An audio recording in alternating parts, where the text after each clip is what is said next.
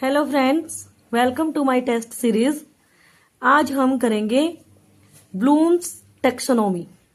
EMRS के exam के लिए जो टीचिंग एप्टीट्यूड का पार्ट है हमारा 30 मार्क्स का, उसके लिए हम करेंगे Bloom's taxonomy of educational objectives. जो लास्ट हमारी वीडियो थी उसमें हमने पढ़ा था instructional objectives and educational objectives के बारे में। डिटेल में हमने पढ़ा था क्या होते हैं इंस्ट्रक्शनल ऑब्जेक्टिव्स और क्या होते हैं एजुकेशनल ऑब्जेक्टिव्स। उसी के बेस पर हम आगे इसमें करेंगे Bloom's taxonomy of educational objectives. देखिए क्या होती है blooms taxonomy.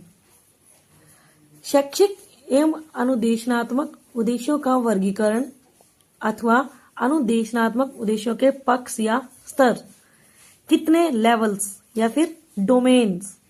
Taxonomy of educational and instructional objectives और डोमेन्स और लेवल्स ऑफ इंस्ट्रक्शनल ऑब्जेक्टिव्स। जैसे कि पहले कहा जा चुका है कि अनुदेशनात्मक उद्देश्य शिक्षार्थी के व्यवहारिक परिवर्तन के रूप में प्राप्त किए जाते हैं।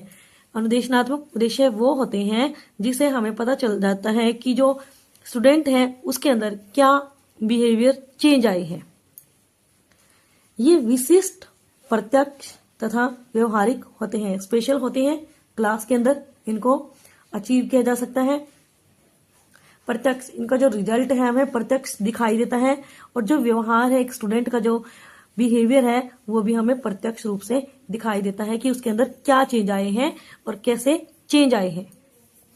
इसलिए ये अध्यापक के लिए अत्यंत उपयोगी होते हैं। ये अधिगम या शैक्षिक परिणामों या शिक्षार्थी के व्यवहारिक परिवर्तन के साथ संबंधित होते हैं। ध्यान से देखें, शैक्षिक उद्देश्यों के वर्गीकरण का अर्थ क्या होता है। Meaning of taxonomy of educational objectives. Taxonomy क्या होती है? टेक्सोनोमी का मतलब है वर्गीकरण। Meaning of taxonomy of educational objective, जो हमारे शैक्षिक उद्देश्य हैं उनका वर्गीकरण किस बेस पर किया गया है और किसने किया है। कॉलेज एवं विश्वविद्यालय के परीक्षकों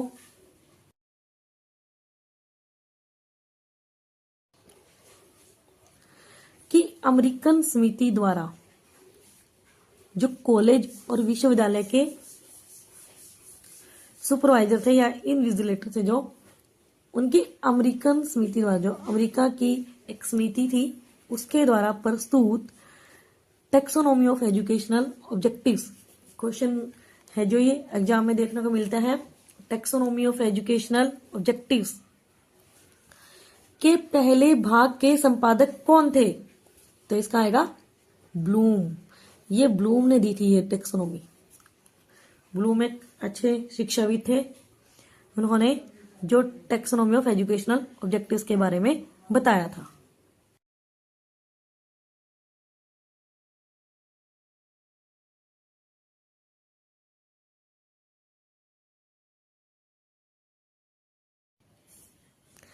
टेक्सोनोमी का अर्थ है वर्गीकरण की एक पद्धति।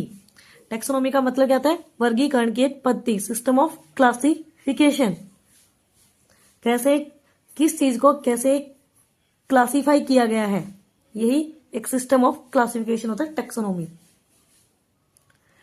ब्लूम द्वारा प्रतिपादित उद्देश्यों की वर्गीकरण पद्धति उसी प्रकार उद्देश्यों का वर्गीकरण करती है जिस प्रकार डीवी की दशमलव पद्धति। ये याद रख लेना, डीवी ने कौन सी जो सिस्टम दिया था, डेसिमल सिस्टम दिया था, और किस बारे में?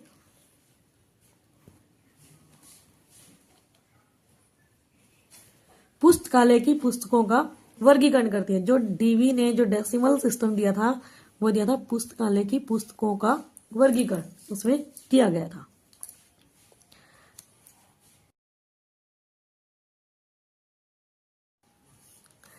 ब्लूम का शैक्षिक एवं अनुदेशनात्मक उद्देश्यों का वर्गीकरण निम्नलिखित 3 क्षेत्रों से संबंधित है, जो कि वेरी वेरी इंपॉर्टेंट है हमारे हर एक एग्जाम के लिए।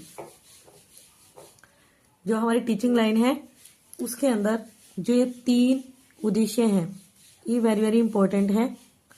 इसके अंदर हमारे जो हर एक वेरिएबल आते हैं एजुकेशन के वो इसमें सारे इंक्लूड हो जाते हैं। देखिए, ज्ञानात्मक क्षेत्र कॉग्निटिव डोमेन। ज्ञानात्मक क्षेत्र में केवल उन शैक्षिक उद्देश्यों को सम्मिलित किया गया है जिनका संबंध ज्ञान नॉलेज। शैक्षिक उद्देश्य क्या रहेगा इसमें? ज्ञान, पहचान, रिकॉग्निशन, किसी भी शब्द की पहचान करना, किसी भी टॉपिक, किसी भी वस्तु, कोई भी प्रत्यक्ष इंसान है, कुछ भी है, मतलब कि उसकी पहचान करना। प्रत्यक्ष स्मरण, रिकॉल, किसी भी चीज को याद करना। अगर हमें कोई चीज पास्ट में सिखाई गई है, उसको क्या अनुभव मिला है और बच्चे के अंदर क्या उसके बिहेवियर चेंज आए हैं, उसको रिकॉल करना के साथ है, और जो बौद्धिक योग्यताओं एवं कुशलताओं के विकास का पोषण करते हैं।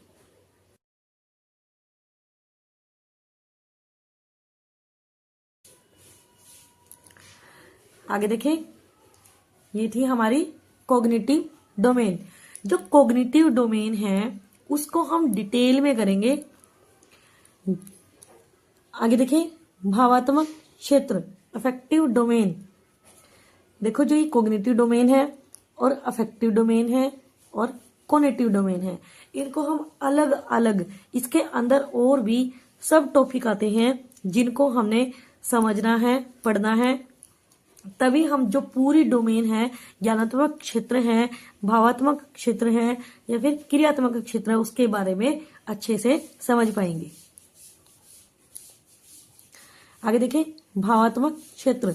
भावात्मक क्षेत्र में केवल उन शैक्षिक उद्देश्यों को सम्मिलित किया गया है जो रुचियों, देखो भावात्मक में क्या आता है? इमोशंस कैसे? जो हमारी रुचियां होंगी, किसी चीज में हमारा इंटरेस्ट होगा।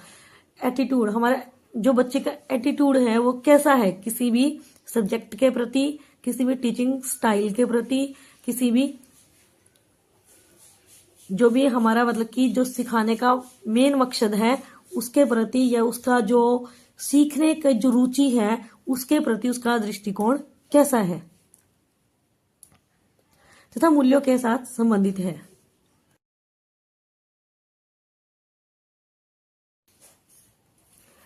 इन उद्देश्यों में सबसे बड़ी कमी यही है कि व्यवहार परिवर्तन में इनका अंतिम परिणाम व्यक्त नहीं किया जा सकता। देखो, जो व्यवहार जो चेंज आएगा, बिहेवियर चेंज आएगा, वो क्लास के अंदर, मान लो हमने किसी भी बच्चे को क्लास के अंदर कुछ सिखाया और बाद में उसका जो बिहेवियर चेंज आएगा, उसका अंतिम परिणाम हम बता नहीं सकते। अंतिम परिणाम हम इसमें बता नहीं सकते, क्योंकि जो उसका व्यवहार में जो चेंज आएगा उस टाइम मान लो उसके अंदर 100% पॉजिटिव चेंज है। धीरे धीरे जैसे जैसे वो अपनी एजुकेशन को प्राप्त करता है और जब वो किसी एक जो उसका गोल है, जो उसका एम है, अगर वो उसको अचीव कर लेता है तो उसका जो व्यवहारिक परिवर्तन है उसी को हम अंतिम परिणाम बोलेंगे, ना कि एक क्लास के अंदर जो बच्चे ने सीखा, जो उसका बिहेवियर चेंज हुआ, उसको हम अंतिम परिणाम नहीं बोल सकते, क्योंकि ये आंतरिक भावों एवं संवेगों के साथ संबंधित होते हैं। सभी को पता है जो बच्चे होते हैं उनके जो आंतरिक भाव होते हैं या संवेग इमोशंस होते हैं वो चेंज होते रहते हैं। आगे देखें ध्यान से।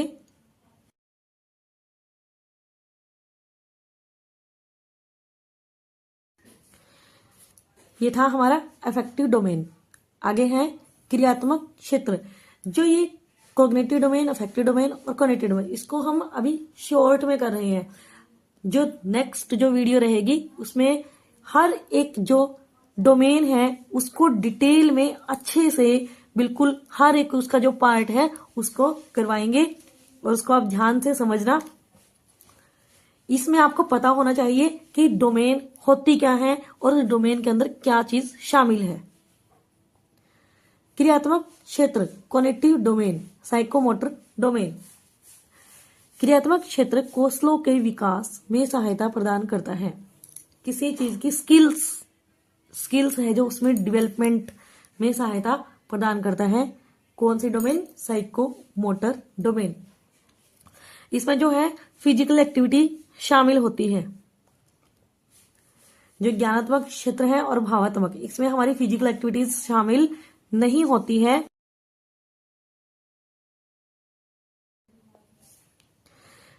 क्रियात्मक क्षेत्र में जो हमारी फिजिकल एक्टिविटीज शामिल होती है।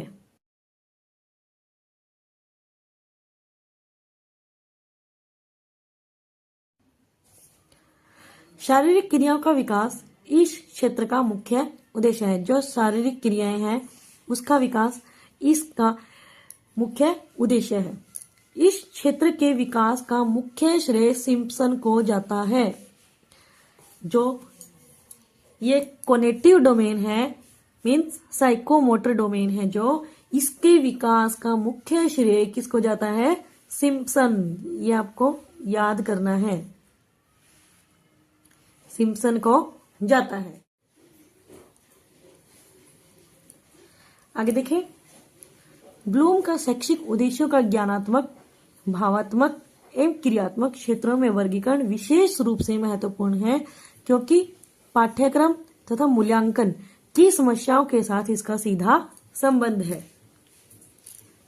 जो करिकुलम है और जो इवेल्युएशन है, उसकी जो भी समस्याएं हैं उसके साथ ब्लूम के जो शैक्षिक उद्देश्य हैं उनका सीधा संबंध है।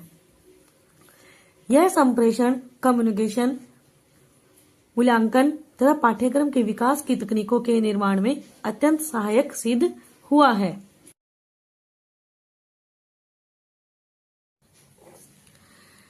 देखिए, ये थे हमारे जो ब्लूम्स की टेक्सोनोमी थी उसके अलग अलग डोमेन, जिसको हमने पढ़ा, समझा, और इसके जो हम आगे एक टेबल के रूप में जिसके सब टॉपिक आएंगे उसको हम पढ़ेंगे, और उन सब टॉपिक को हम नेक्स्ट वीडियो में अलग अलग एक पार्ट में उसको अच्छे से समझेंगे।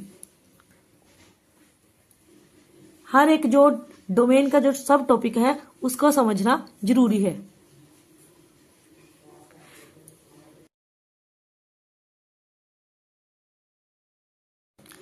शैक्षिक एवं अनुदेशनात्मक उद्देश्यों के वर्गीकरण की तालिका अगर लिखित रूप से प्रस्तुत की जा सकती है। ध्यान से देखें,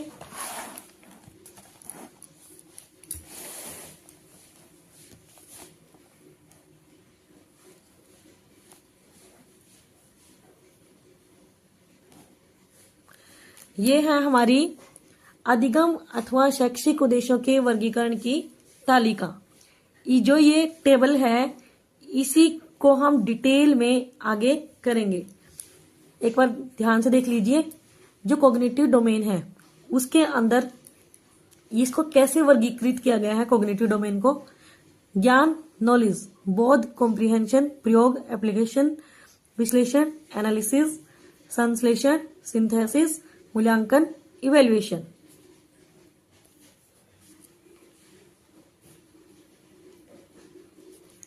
भावात्मक क्षेत्र रिसीविंग। क्या रिसीव मतलब कि अगर ऐसे पढ़ोगे तो आपको समझ में नहीं आएगा किस बात के रिसीव की बात कर रहे हैं, तो जो इनको डिटेल में हम पढ़ेंगे, समझेंगे। Responding, valuing, conceptualization, organization and characterization, ये हमारे आते हैं भावात्मक क्षेत्र में। क्रियात्मक क्षेत्र में देखो क्या क्या आते हैं। इम्पल्सन, उद्दीपन, manipulation, control, coordination, naturalisation, habit formation. ये है हमारी टेबल शैक्षिक उद्देश्यों के वर्गीकरण की, जो हमने 3 डोमेन की है। उनके जो वर्गीकृत आगे भी जो उनको एक कैटेगरी में बांटा गया है, उनको हम डिटेल में नेक्स्ट जो वीडियो रहेगी, हर एक जो कॉग्निटिव डोमेन के जो कैटेगरी है इसको हम डिटेल में करेंगे।